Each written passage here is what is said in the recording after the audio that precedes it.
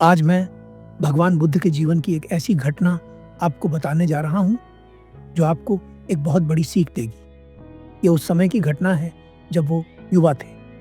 यशोधरा उन्हें बचपन से ही प्रेम करती थी। वो हमेशा से चाहती थी कि जब वो बड़ी हों तो उनका विवाह सिद्धार्थ के साथ ही हो। परंतु यशोधरा के पिता ये नहीं चाहते थे। वे चाहते थे कि यशोधरा का विवाह देवदत्त के साथ हो, जो कि सिद्धार्थ के चचेरे भाई थे।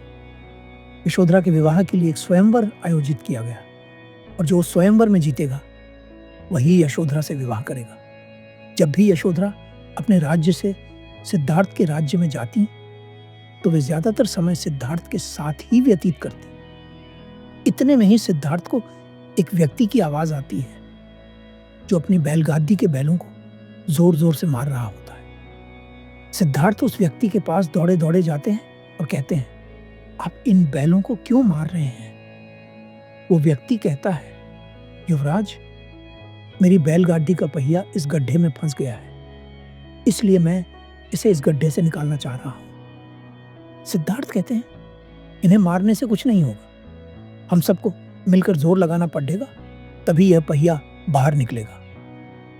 सिद्धार्थ उस व्यक्ति के साथ मिलकर गाड़ी को धक्का लगाने लगते हैं।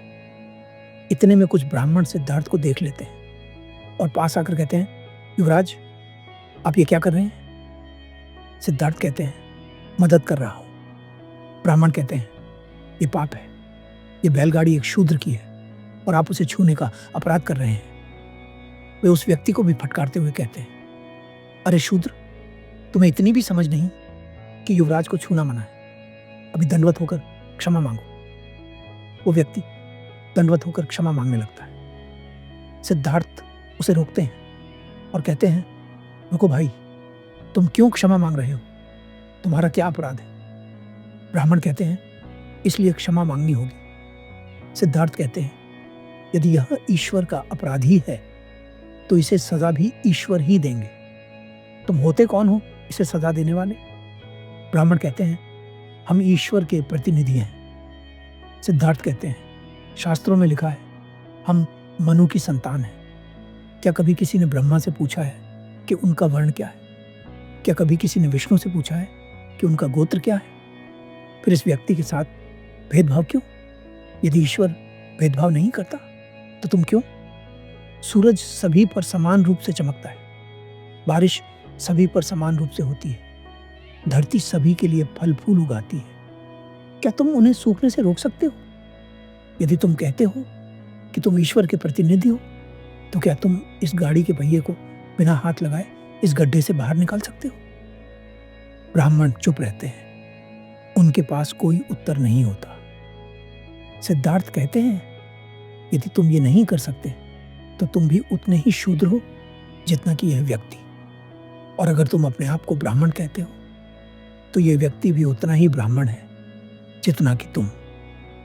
सिद्धार्थ फिर से गाड़ी को धक्का लगाने लगते हैं। इस प्रयास में उनके हाथों में चोट लग जाती है और खून बहने लगता है। ब्राह्मण कहते हैं, यह दंड तुम्हें ईश्वर ने दिया है, और वहां से चले जाते हैं। सिद्धार्थ अपने हाथ की पीड़ा से कराहते रहते हैं, लेकिन सभी लोग मिलकर गाड़ी से बोझ उतारते हैं। सिद्धार्थ अपने महल लौटते हैं, जहां उनकी उंगलियों का उपचार किया जाता है। यशोधरा बहुत चिंतित हो जाती है, क्योंकि अगले दिन ही उनका स्वयंवर है और सिद्धार्थ की उंगलियों में बहुत ज्यादा चोट आई होती है। यशोधरा के कहने पर सिद्धार्थ को यह एहसास होता है कि वो भी यशोधरा को प्रेम करते हैं, वरना इससे पहले सिद्धार्थ यही चाहते थे कि यशोधरा का विवाह देवदत्त के साथ हो जाए, क्योंकि देवदत्त यशोधरा से प्रेम करते थे।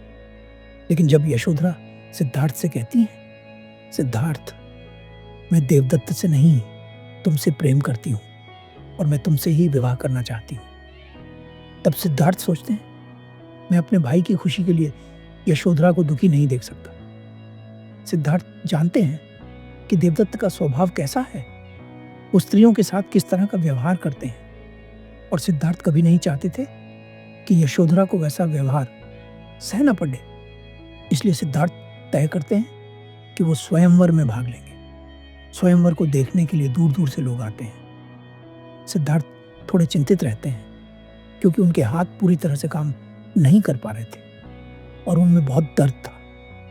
कुछ देर बाद चन्ना उनके पास एक जड़ी बूटी लेकर आता है और कहता है, युवराज, जब यह जड़ी बूटी आपके हाथ पर पूरी तरह से सूख जाएगी, तब आपके हाथ एकदम पत्थर जैसे हो जाएंगे और आपको एहसास भी नहीं होगा कि आपके हाथ में कोई चोट है। आप हर तरह की प्रतियोगिता में भाग ले सकेंगे। यशोधरा के पिता नहीं चाहते कि यशोधरा का विवाह सिद्धार्थ के साथ हो, इसलिए वे एक चाल चलते हैं। वे 2 बर्तन मंगवाते हैं और कहते हैं कि दोनों बर्तनों में एक एक अंगूठी डाली है। जो पहले अंगूठी ढूंढ लेगा वही तय करेगा कि प्रतियोगिता का विषय क्या होगा। देवदत्त छल से जीत जाते हैं और प्रतियोगिता का विषय मल्ल युद्ध घोषित कर देते हैं। सिद्धार्थ प्रतियोगिता स्वीकार कर लेते हैं। मल्ल युद्ध शुरू होता है। देवदत्त बार बार कोशिश करते हैं कि सिद्धार्थ की उंगलियों को चोट पहुंचा सके, ताकि सिद्धार्थ इस प्रतियोगिता से बाहर हो जाए और उनकी जीत सुनिश्चित हो जाए। सिद्धार्थ की हालत इतनी गंभीर हो जाती है कि वो उठने लायक भी नहीं रहते। नीचे लेटे लेटे ही सिद्धार्थ एक बात सोचते हैं जो उन्होंने अपने गुरु से सुनी थी। युद्ध में एक तरीका होता है, अपने विरोधी को थका दो। सिद्धार्थ जाने अनजाने देवदत्त के साथ यही कर रहे थे, क्योंकि उनकी उंगलियों पर लगा हुआ लेप वो पूरी तरह से सूखा नहीं था। सिद्धार्थ लड़ने के लिए पूरी तरह सक्षम नहीं थे, लेकिन वे देवदत्त के भार सहते रहे और धीरे धीरे उन्हें थकाते रहे। कुछ देर बाद सिद्धार्थ के हाथों पर लगा लेप पूरी तरह सूख जाता है और उनके हाथ एकदम पत्थर जैसे हो जाते हैं। फिर सिद्धार्थ देवदत्त पर प्रहार करना शुरू करते हैं और कुछ ही प्रहारों में देवदत्त पराजित हो जाता है। आखिरकार सिद्धार्थ और यशोधरा का विवाह हो जाता है। आशा करता हूं इस घटना से आपको कोई ना कोई सीख अवश्य मिली होगी और आप अपने जीवन को बेहतर बना पाएंगे। धन्यवाद।